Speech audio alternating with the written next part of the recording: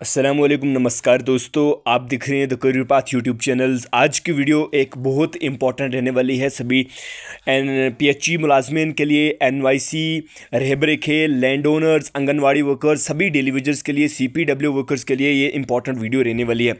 तो वीडियो को मिस मत कीजिएगा, एंड तक ज़रूर देखिएगा।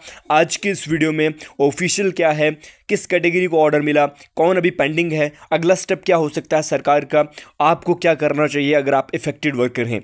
तो लास्ट में एक पावरफुल टिप भी दूंगा जिससे आप अपने केस तेज़ कर सकते हो। तो इस वीडियो को एंड तक लाजमी देखना, लाइक और शेयर करो और कमेंट्स में अपनी कैटेगरी ज़रूर लिखो और आप कहाँ से ये वीडियो देख रहे हो ज़रूर बताना।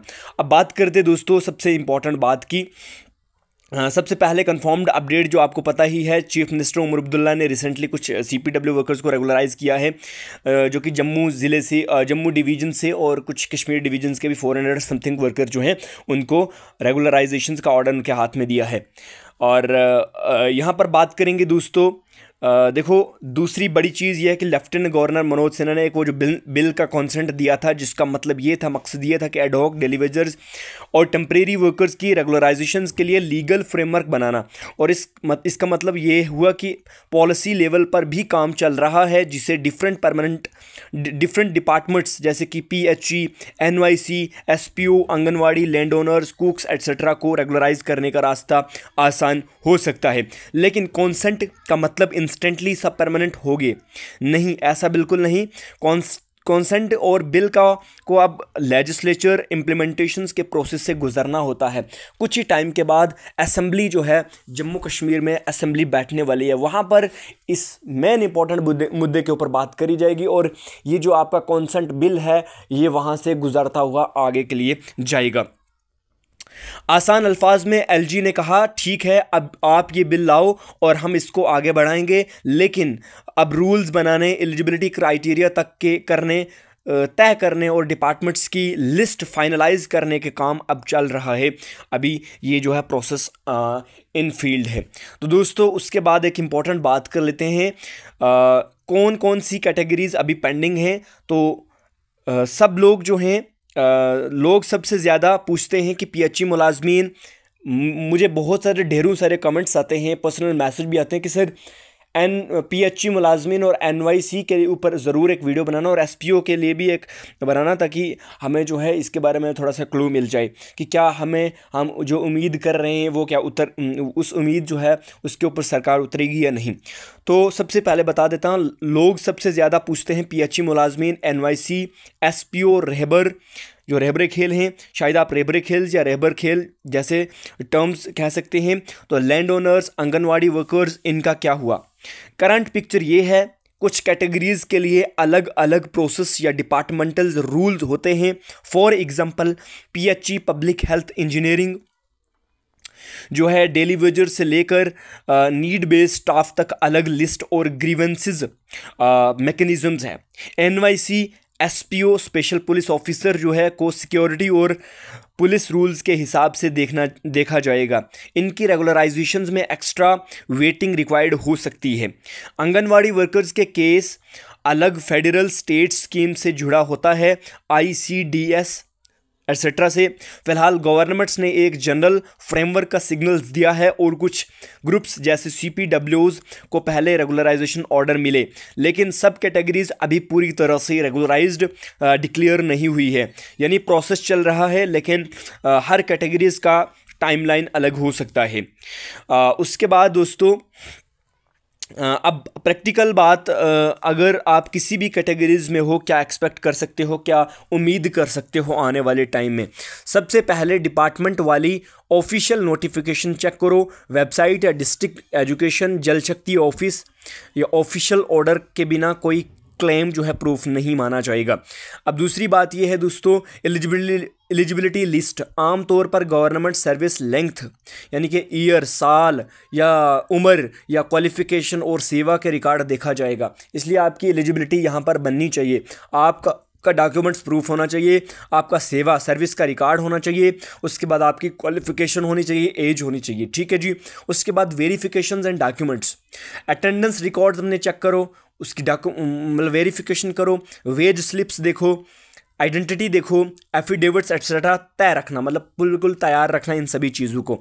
उसके बाद committee rules, LG minister level से जो बिल या रूल्स आएंगे उनमें से टाइम फ्रेम्स दिया जा सकता है और उनको ध्यान से पढ़ना चाहिए आपको। उसके बाद दोस्तों अगर हम बात करें क्या आपके पास अभी कोई इमीडिएट फ़ायदे हैं, तो अगर आप CPW हैं और आपको ऑर्डर मिला तो मुबारक, अगला स्टेप अपने डिपार्टमेंट्स ऑफिस में जाकर कंफर्मेशन लेटर, अपॉइंटमेंट्स ऑर्डर और ज्वाइनिंग इंस्ट्रक्शंस हासिल करें। और अगर आप PHE, NYC, SPO, आंगनवाड़ी या लैंड डोनर्स हैं तो अभी तक अगर कोई स्पेसिफिक ऑर्डर नहीं आया है तो आपको रेडी रहना है, अपने रिकॉर्ड्स अपडेट करो और अपने यूनियन एसोसिएशन से कॉन्टैक्ट बनाए रखो। और प्रोटेस्ट और डिमांड चल रही है जिससे प्रेशर बना रहे, लेकिन इम्प्लीमेंटेशंस में टाइम लग सकता है।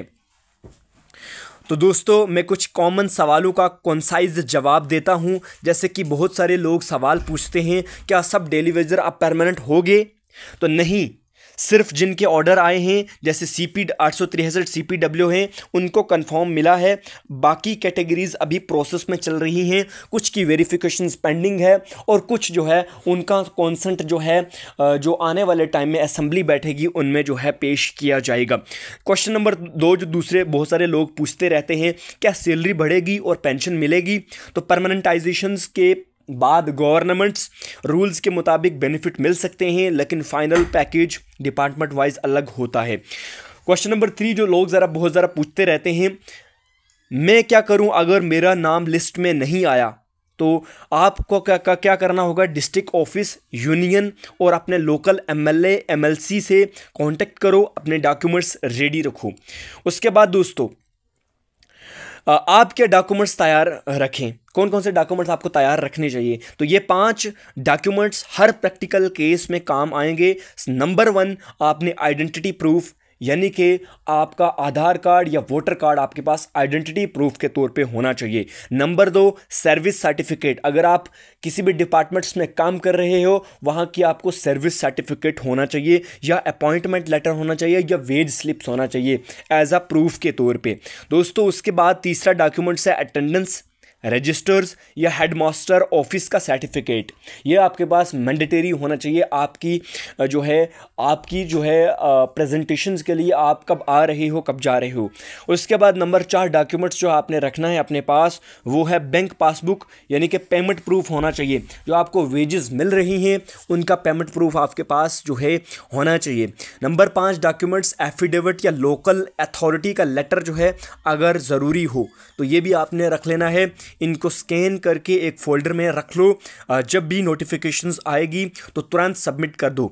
उसके बाद दोस्तों क्या अगला स्टेप है गवर्नमेंट्स का, मतलब क्या स्टेप होने वाला है गवर्नमेंट्स का आने वाले टाइम में या आने वाले दिनों में या आने वाले महीनों में, तो अभी जो बिल्स और डायरेक्टिव्स आए हैं LG कॉन्सेंट लोकल ऑर्डर्स, उनको सबसे पहले ग्राउंड पर इम्प्लीमेंटेशंस के लिए कमेटीज़ या डिपार्टमेंटल पैनल्स बना रहे हैं।